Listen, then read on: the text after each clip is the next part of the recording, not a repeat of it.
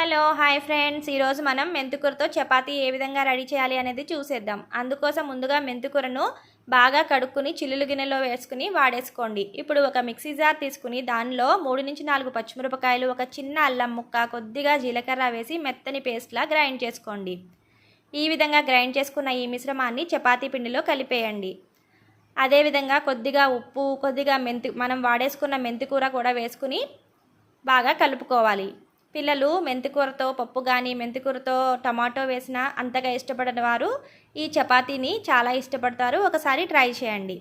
So ఈ విధంగా బాగా కలుపుతూ ఉండాలండి. మధ్య మధ్యలో వాటర్ వేసుకుంటూ ఉండాలి. వాటర్ని చూసి వేసుకోండి. ఆల్రెడీ మనం మెంతికూరని కడిగాం కదా, దాంట్లో వాటర్ ఉంటుంది. మనం చేసిన పేస్ట్ కూడా కొద్దిగా వాటరీగా ఉంటుంది కాబట్టి వాటర్ని చూసుకుని వేసుకోండి. ఈ విధంగా ముద్దగా చేసుకున్న తర్వాత 1 స్పూన్ ఆయిల్ వేసుకుని మరలా కలుపుకోండి. ఈ విధంగా కలుపుకుని పైన లిడ్తో క్లోజ్ చేసి 2 అవర్స్ మ్యారినేట్ చేసినట్టయితే మనకి చపాతీలు చాలా మృదువుగా వస్తాయి అండ్ హెల్దీ కూడానండి ఈ చపాతీలు. వీటిని మనం కర్రీతో అయినా పేరప్ చేసుకోవచ్చు, లేకపోతే ఏదైనా చట్నీతో అయినా పేరప్ చేసుకోవచ్చు. ఎందుకు అంటే ఆల్రెడీ దీంట్లో మనకి ఉప్పు కారం ఉంటుంది కాబట్టి నేను కొబ్బరి చట్నీతో పేరప్ చేస్తున్నాను, పల్లీలు కొబ్బరి చట్నీ.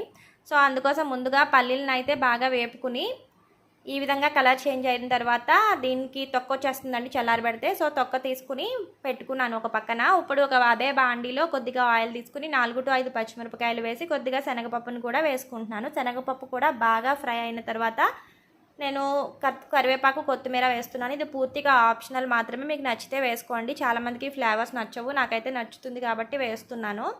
సో కరివేపాకు, కొత్తిమీర కూడా వేసుకున్న తర్వాత దీన్ని కొంచెం చల్లారబెట్టుకోండి. ఇంతలో మనం కొబ్బరికాయ ముక్కలను కోసుకుని దానిలో 2 వెల్లుల్లి రెబ్బలను వేయండి. వెల్లుల్లి రెబ్బలు వేసిన తర్వాత మనం ఆల్రెడీ చల్లారబెట్టుకున్న పప్పులు కూడా దీంట్లో వేసుకుని గ్రైండ్ చేసుకుంటే మనకి కొబ్బరి చట్నీ అనేది రెడీ అయిపోతుంది.